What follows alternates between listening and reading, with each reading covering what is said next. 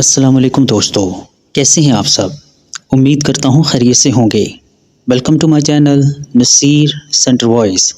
तमाम video updates के लिए नसीर सेंटर वॉइस को सब्सक्राइब करके बेल नोटिफिकेशन को ऑन कर दें, और अगर आपको मेरी ये वीडियो पसंद आए तो साथ में मौजूद लाइक के बटन को भी प्रेस कर दें। बहुत शुक्रिया दोस्तों। बढ़ते हैं आज की स्टोरी की जानिब।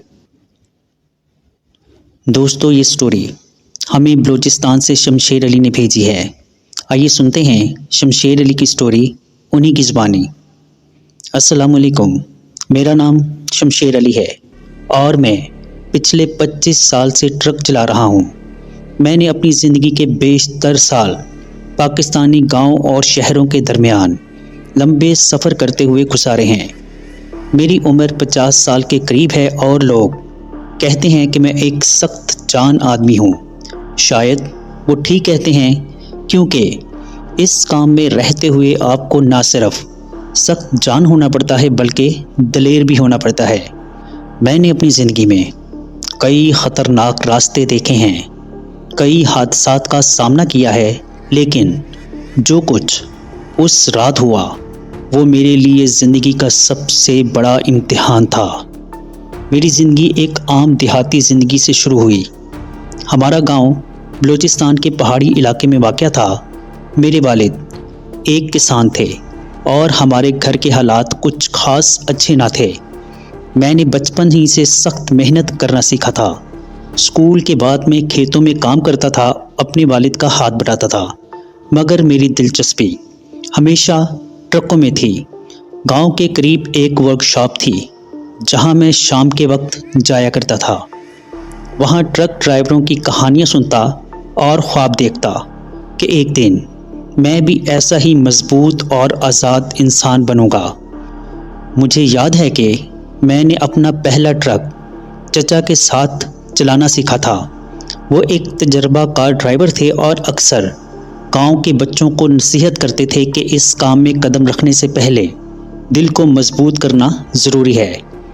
ये कोई आसान पेशा ना था, ना रात की नींद की ज़मानत, ना दिन के सुकून की, मगर मेरी लगन ने मुझे आगे बढ़ने पर मजबूर किया।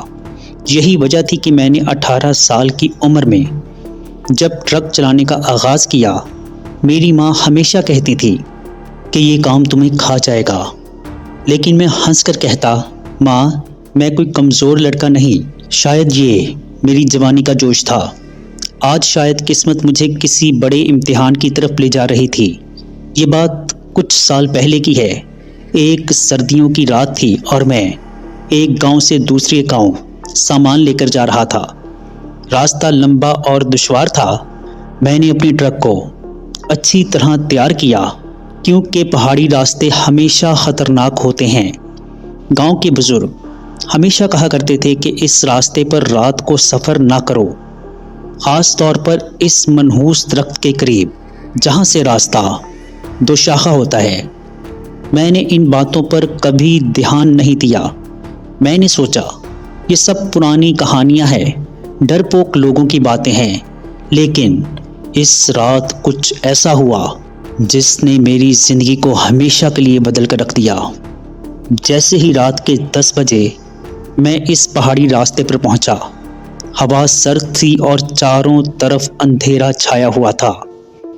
ट्रक की हेडलाइट्स सिर्फ चंद मीटर के फासले तक रोशनी दे रही थी।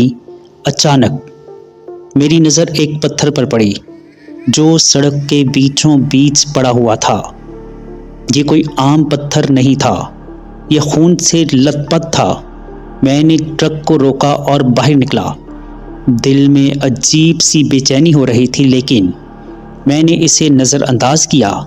जैसे ही मैं पत्थर के करीब पहुंचा, मुझे एक सर्द हवा का झोंका महसूस हुआ, जैसे कोई साया मेरे करीब से गुजरा हो। मैंने इर्द गिर्द देखा, लेकिन वहाँ कोई भी मौजूद ना था। पत्थर के करीब जाते हुए मुझे एक अजीब सी सरगोशी सुनाई दी। आवाज़ें धीमी थीं, लेकिन वो मुसलसल मेरे कानों में गूंज रही थीं। ऐसा लग रहा था जैसे कोई मुझे बुला रहा हो। जैसे ही मैंने पत्थर को हाथ लगाया, मेरे सामने एक ऐसा मंजर दिखाई दिया कि एक आदमी جو اسی راستے پر مارا گیا تھا اپنی روح کے ساتھ پتھر میں قید ہو چکا تھا۔ اس کی آنکھیں خون سے سرخ ہو رہی تھی اور وہ مسلسل مجھ سے کہہ رہا تھا، یہ جگہ چھوڑ دو ورنہ تم بھی میری طرح قید کیے جاؤ گے۔ میں نے پتھر کو چھوا۔ جیسے ہی میں نے پتھر کو چھوا تو میرے بدن میں ایک سرد لہر دوڑ گئی۔ ایسا لگا جیسے میرے ارد گرد کی ہوا منجمد ہو گئی ہو۔ اچانک مجھے محسوس ہوا کہ زمین میرے پاؤں کے نیچے سے کھسک رہی ہے اور میں کسی گہرے اندھیرے گڑھے میں گر رہا ہوں۔ میرے کانوں میں وہی سرگوشیاں اور چیخیں سنائی دینے لگیں۔ میں نے خود کو سنبھالنے کی کوشش کی، لیکن جیسے ہی میں نے پیچھے مڑ کر دیکھا میرا دل دھک سے رہ گیا۔ ٹرک کے آگے میرے ٹرک کی ہیڈ لائٹس ابھی بھی جل رہی تھیں، لیکن ان روشنیوں کے بیچ مجھے ایک سایہ نظر آیا۔ یہ سایہ پہلے دھندلا تھا، پھر دھیرے دھیرے واضح ہونے لگا۔ یہ ایک انسانی شکل کا سایہ تھا، لیکن اس کی آنکھیں سرخ انگاروں کی طرح دہک رہی تھیں اور اس کے جسم سے دھواں سا اٹھ رہا تھا۔ کون ہو تم؟ میں نے کانپتی ہوئی آواز میں پوچھا۔ جواب میں ایک بھاری اور گونجدار آواز سنائی دی، تم نے اس پتھر کو کیوں چھوا؟ میں اپنی جگہ جم کر کھڑا رہا۔ میرے جسم کا ایک ایک حصہ خوف سے کانپ رہا تھا، لیکن میں نے ہمت کر کے کہا، میں صرف ایک مسافر ہوں اور میں یہاں سے گزر رہا ہوں۔ مجھے نہیں معلوم کہ یہ جگہ ایسی ہے۔ اچانک وہ سایہ حرکت کرنے لگا اور میرے بالکل قریب آ گیا۔ اس کے چہرے پر ایک بھیانک مسکراہٹ تھی اور اس کی انگلیاں ایسی لمبی اور نوکدار تھیں جیسے کسی جانور کے پنجے ہوں۔ اس نے میرے قریب آ کر کہا، یہ زمین ان لوگوں کی ہے جو یہاں دفن ہیں۔ تم نے انہیں جگا دیا ہے اور اب وہ تمہیں نہیں چھوڑیں گے۔ میری نظر دوبارہ پتھر پر پڑی۔ اس سے خون کے قطرے زمین پر ٹپکنے لگے۔ میں نے اپنے حواس بحال کرنے کی کوشش کی اور فوراً اپنے ٹرک کی طرف بھاگا، لیکن جیسے ہی میں نے ٹرک کا دروازہ کھولا، اندر سے ایک عجیب و غریب بدبو نکلی، جیسے کئی دن پرانی لاشیں پڑی ہوں۔ جب میں ٹرک میں بیٹھا اور انجن سٹارٹ کرنے کی کوشش کی تو انجن نے عجیب سی آواز نکالی، لیکن چلنے سے انکار کر دیا۔ میں نے بار بار کوشش کی، لیکن کچھ نہ ہوا۔ اچانک مجھے اپنے پیچھے والی سیٹ پر کسی کے بیٹھنے کی آواز آئی۔ کون ہے؟ میں نے پیچھے مڑ کر دیکھا، لیکن وہاں کوئی نہ تھا۔ لیکن جیسے ہی میں دوبارہ آگے دیکھنے لگا، مجھے ریئر ویو مرر میں ایک دھندلی شکل نظر آئی۔ یہ وہی سایہ تھا اور وہ میری طرف دیکھ رہا تھا۔ اس کے چہرے پر خون کے دھبے تھے اور اس کے ہونٹوں پر مسکراہٹ تھی۔ یہ ٹرک اب یہاں سے کہیں نہیں جائے گا۔ وہ گونجدار آواز میرے کانوں میں گونجی۔ اچانک ٹرک کی لائٹس خود بخود بند ہو گئیں اور ہر طرف اندھیرا چھا گیا۔ میں نے اپنے آپ کو ٹرک کے اندر بند کر دیا، لیکن باہر سے عجیب و غریب آوازیں آنے لگیں۔ کبھی بچوں کے رونے کی آوازیں، کبھی عورتوں کے چیخنے کی اور کبھی کوئی ایسی سرگوشی جو میرے دل کو دہلا رہی تھی۔ میں نے ڈر سے شیشے سے باہر جھانکا۔ مجھے پتھر کے ارد گرد دھند سی گھومتی ہوئی نظر آئی۔ دھند کے بیچ مجھے کئی سائے نظر آئے جو آہستہ آہستہ میرے ٹرک کی طرف بڑھ رہے تھے۔ وہ سب انسانی شکل کے تھے، لیکن ان کے چہرے بگڑے ہوئے تھے، آنکھیں اندر دھس چکی تھیں اور ان کے جسموں سے گوشت جھول رہا تھا۔ پتھر کے قریب پہنچ کر وہ تمام سائے رک گئے۔ ایک سایہ آگے بڑھا اور بولا، یہ پتھر ان لوگوں کی نشانی ہے جو اس زمین پر مارے گئے تھے۔ ان کی روحیں یہاں قید ہیں اور جو کوئی بھی اس پتھر کو چھوتا ہے وہ ان کی قید میں آ جاتا ہے۔ میں نے اپنے آپ کو تسلی دی کہ یہ سب میرا وہم ہے، لیکن جو کچھ میرے ساتھ ہو رہا تھا وہ حقیقت سے زیادہ خوفناک تھا۔ مجھے لگا کہ اگر میں یہاں مزید رکا تو میری موت یقینی ہے۔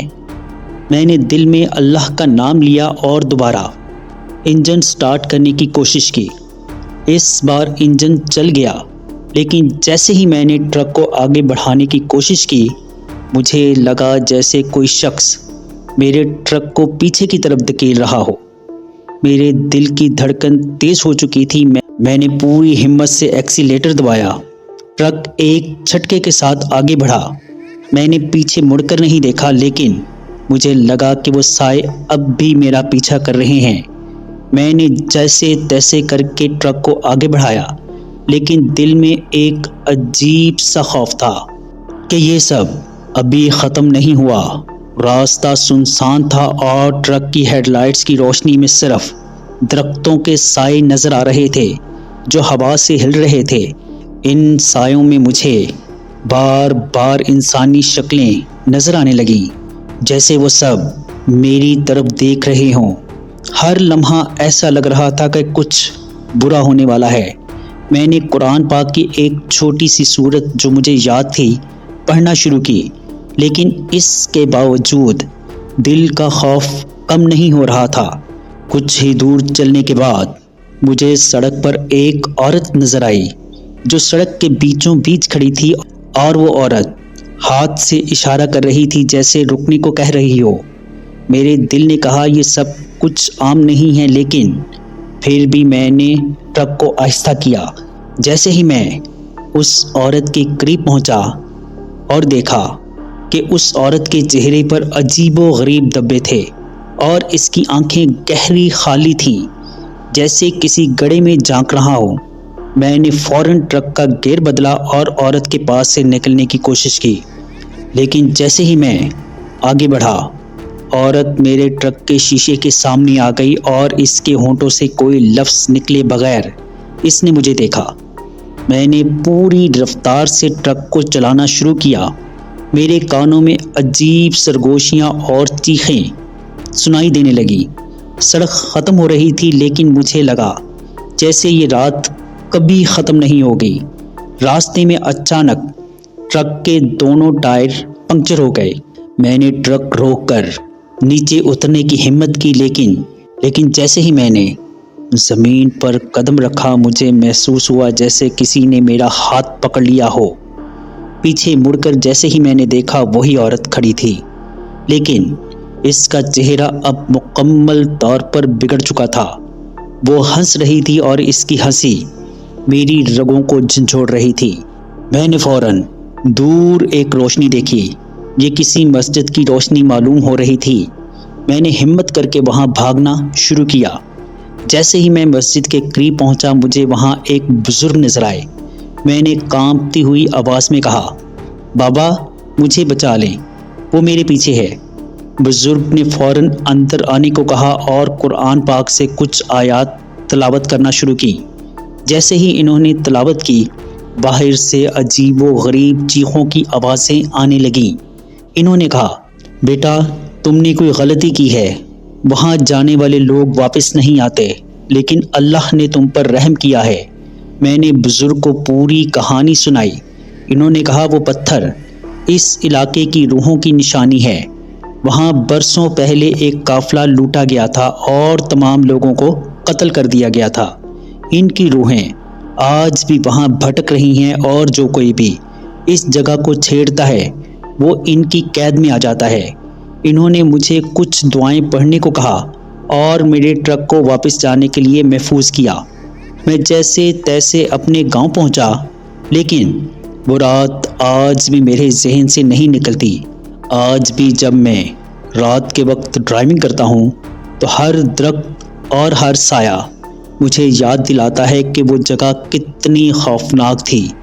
یہ کہانی میرے لیے ایک سبق تھی کہ ہمیں ان پر اسرار جگہوں سے دور رہنا چاہیے اور ہمیشہ اللہ پر بھروسہ رکھنا چاہیے۔ وہ رات میری زندگی کا سب سے خوفناک تجربہ تھی، جس نے مجھے ہمیشہ کے لیے بدل دیا۔ دوستو، بڑھتے ہیں آج کی دوسری سٹوری کی طرف۔ دوستو، یہ سٹوری ہمیں شبیر نے پنجاب سے بھیجی ہے۔ میرا نام شبیر احمد ہے اور یہ واقعہ آج سے تقریباً 20 سال پہلے میرے ساتھ پیش آیا، جب میں اپنی زندگی کے ابتدائی سالوں میں تھا۔ اس وقت میری عمر 25 سال تھی اور میں گاؤں کی ایک متوسط خاندان سے تعلق رکھتا تھا۔ ہمارا گاؤں، جو پنجاب کے ایک دور دراز علاقے میں واقع ہے، نہایت پرسکون اور سرسبز تھا۔ میں اپنے والدین کا اکلوتا بیٹا تھا اور ہماری زندگی بہت سادہ لیکن خوشحال تھی۔ والد صاحب کھیتی باڑی کرتے تھے اور میں گاؤں کے قریبی قصبے میں ایک چھوٹی سی نوکری کرتا تھا تاکہ گھر کے اخراجات میں مدد کر سکوں۔ یہ واقعہ اس وقت پیش آیا جب مجھے اپنے ایک قریبی عزیز کی شادی میں شرکت کے لیے ایک دوسرے گاؤں جانا پڑا۔ شادی میرے ماموں زاد بھائی کی تھی، جو ہماری برادری میں ایک اہم شخصیت تھے۔ شادی کا فنکشن بہت شاندار تھا۔ پورے گاؤں کو روشنیوں سے سجایا گیا تھا اور لوگ خوشی خوشی وہاں جمع تھے۔ میں بھی دن کے وقت وہاں پہنچا اور شام کو فنکشن میں شریک ہوا۔ شادی کی تقریب میں سب کچھ بہت خوبصورت تھا۔ کھانے میں دیسی پکوان تھے اور روایتی موسیقی کے ساتھ ساتھ کچھ مقامی کھیل بھی رکھے گئے تھے۔ رات گئے تک ہنسی مذاق اور گپ شپ چلتی رہی۔ میں نے بھی اپنے کزن اور دوستوں کے ساتھ خوب لطف اٹھایا۔ تقریب ختم ہونے کے بعد مجھے واپس اپنے گاؤں جانا تھا، کیونکہ اگلے دن مجھے کام پر بھی جانا تھا۔ شادی والے گاؤں سے میرے گاؤں کا فاصلہ تقریباً 3 کلومیٹر کا تھا۔ عام طور پر یہ راستہ کچا تھا، لیکن دن کے وقت زیادہ خطرناک نہیں لگتا تھا۔ تاہم رات کا وقت تھا اور راستہ کافی سنسان تھا۔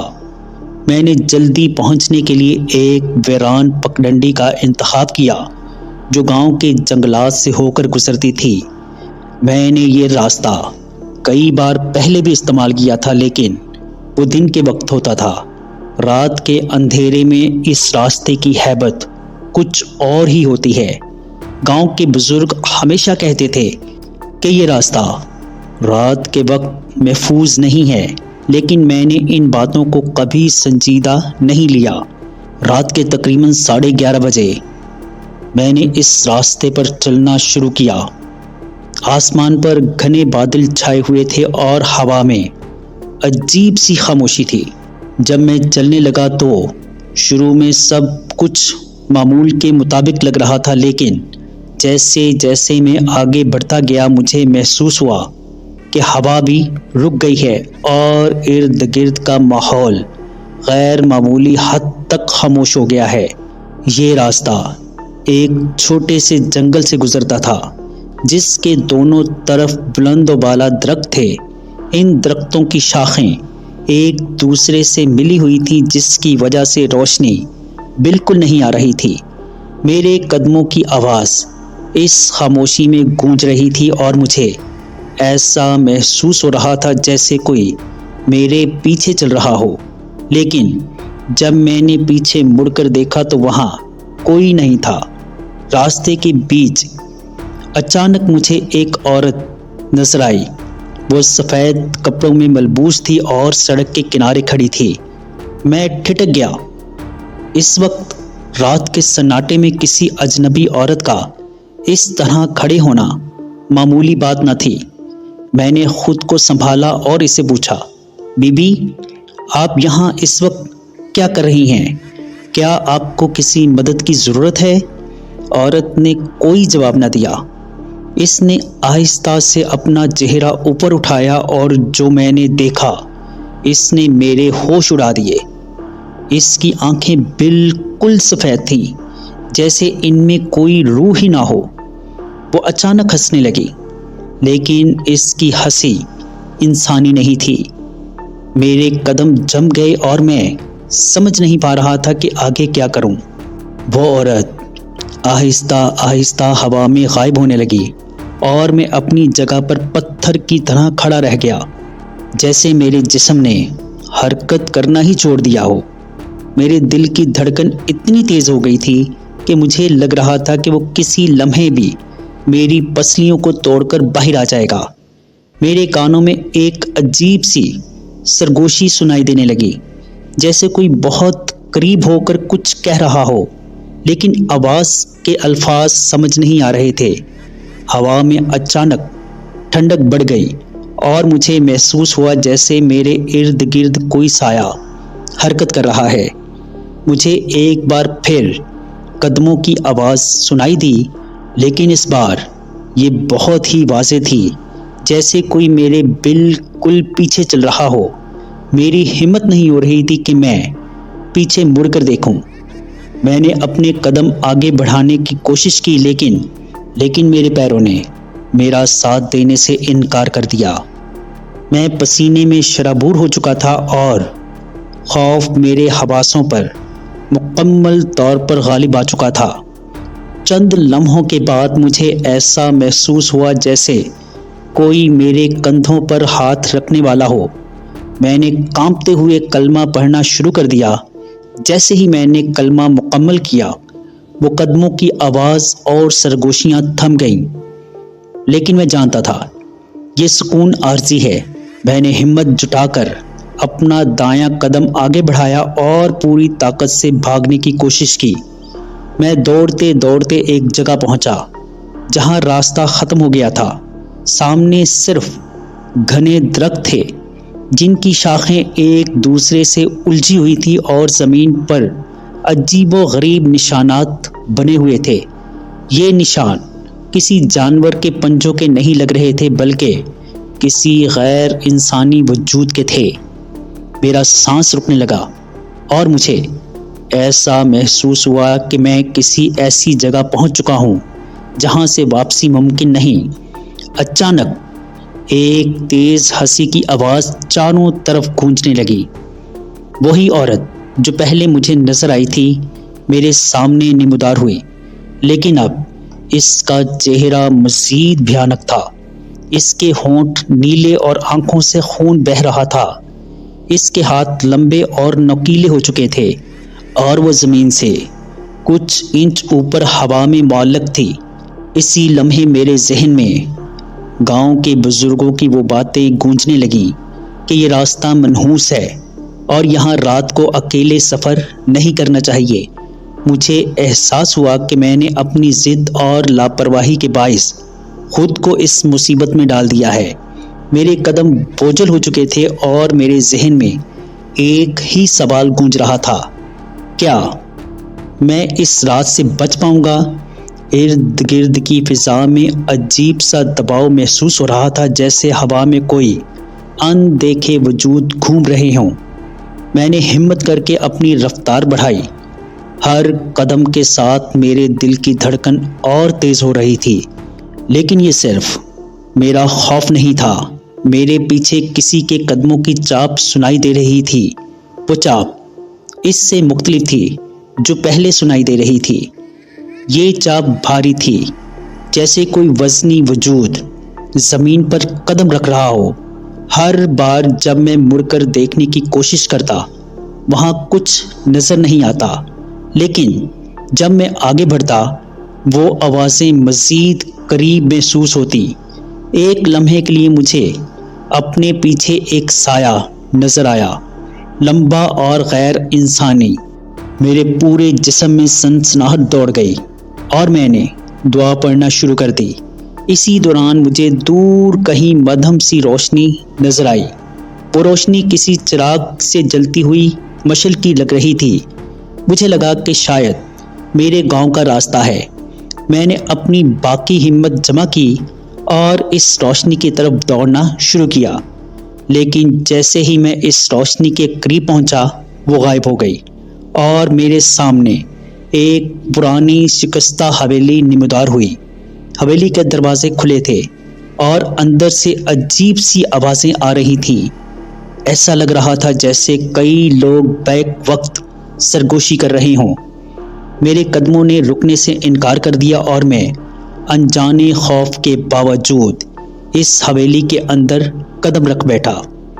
اندر کا منظر دل دہلا دینے والا تھا۔ دیواروں پر خون کے دھبے تھے اور زمین پر عجیب و غریب نقش و نگار بنے ہوئے تھے جنہیں میں سمجھ نہیں پا رہا تھا۔ حویلی کے بیچوں بیچ ایک بڑا سا صوفہ تھا اور اس پر ایک شخص بیٹھا ہوا تھا۔ وہ سفید لباس میں ملبوس تھا، لیکن اس کا چہرہ واضح نظر نہیں آ رہا تھا کیونکہ وہ اندھیرے میں چھپا ہوا تھا۔ اس کی آواز گونجی، تم یہاں کیوں آئے ہو؟ میں نے خوف کے مارے جواب دینے کی کوشش کی، لیکن میرے حلق سے آواز نہیں نکل رہی تھی۔ وہ شخص آہستہ آہستہ کھڑا ہوا اور میرے قریب آنے لگا۔ جیسے ہی وہ روشنی میں آیا، میں نے اس کا چہرہ دیکھا اور میری جان نکلتے نکلتے بچی۔ اس کا چہرہ انسانی نہ تھا۔ اس کی آنکھیں انگاروں کی طرح دہک رہی تھی اور اس کے ہونٹ عجیب انداز میں ہل رہے تھے، جیسے وہ کوئی دعا دے رہا ہو۔ میں نے فوراً زور زور سے کلمہ پڑھنا شروع کیا۔ میرے الفاظ اس کے قریب آتے ہی گونجنے لگے اور وہ شخص غصے سے چلانے لگا۔ اس کی چیخیں اتنی تیز تھیں کہ حویلی کی در و دیوار کانپنے لگی۔ میں نے اپنے قدم پیچھے کی طرف موڑے اور حویلی سے باہر نکلنے کی کوشش کی، لیکن دروازہ بند ہو چکا تھا۔ میں نے زور لگایا لیکن دروازہ ٹس سے مس نہ ہوا۔ اسی وقت حویلی کے اندر مزید سائے نمودار ہونے لگے۔ وہ سائے انسانوں جیسے تھے، لیکن ان کے جسم دھندلے اور ڈھلکے ہوئے تھے، جیسے وہ ہوا میں تحلیل ہو رہے ہوں۔ میرے پاس اور کوئی راستہ نہ تھا۔ میں نے اپنی آنکھیں بند کی، ہاتھ اٹھائے اور اللہ سے مدد مانگنا شروع کی۔ میں نے دل سے دعا کی کہ یا اللہ، مجھے اس مصیبت سے نکال۔ میری دعاؤں کے ساتھ ہی ایک روشنی کی کرن اچانک میرے آس پاس پھیلنے لگی۔ وہ روشنی اتنی تیز تھی کہ حویلی کے اندر کے تمام سائے چیختے ہوئے غائب ہو گئے اور دروازہ خود بخود کھل گیا۔ میں حویلی سے باہر نکل آیا اور جنگل کے راستے پر دوڑنا شروع کر دیا۔ اس بار راستہ صاف نظر آ رہا تھا اور قدموں کی چاپ اور سرگوشیوں کی آوازیں ختم ہو چکی تھیں۔ جب میں گاؤں پہنچا تو مسجد سے اذان کی آواز آ رہی تھی۔ میں نے فوراً مسجد کا رخ کیا اور 2 رکعت شکرانے کی نماز ادا کی۔ اس واقعہ کے بعد میں نے کبھی اپنی ضد اور لاپرواہی کو خود پر غالب نہیں آنے دیا۔ میں نے یہ بھی سیکھا کہ اللہ کی پناہ ہی سب سے بڑی طاقت ہے۔ آج بھی جب میں اس واقعہ کو یاد کرتا ہوں تو دل کانپ اٹھتا ہے، لیکن یہ واقعہ میرے لیے ایک سبق بن گیا کہ زندگی میں کبھی ان راستوں پر قدم نہ رکھا جائے جو ہمارے لیے خطرناک ہو سکتے ہیں۔ جی دوستو، کیسی لگی آپ کو سٹوری؟ کمنٹ باکس میں اپنی رائے کا اظہار ضرور کیجیے گا۔ اگر آپ یا آپ کے کسی جاننے والے کے ساتھ کوئی ایسا خوفناک یا ناقابل فراموش واقعہ پیش آیا ہو اور آپ اسے ہمارے ساتھ شیئر کرنا چاہتے ہیں تو نیچے ڈسکرپشن میں موجود میرے واٹس ایپ نمبر یا پھر ای میل ایڈریس پر ہمارے ساتھ شیئر کر سکتے ہیں۔ اپنا اور اپنے گھر والوں کا بہت سا خیال رکھیے گا۔ مجھے اور میرے گھر والوں کو اپنی دعاؤں میں یاد رکھیے گا۔ اللہ نے چاہا تو ملتے ہیں کسی اور خوفناک سٹوری میں۔ تب تک کے لیے اللہ حافظ۔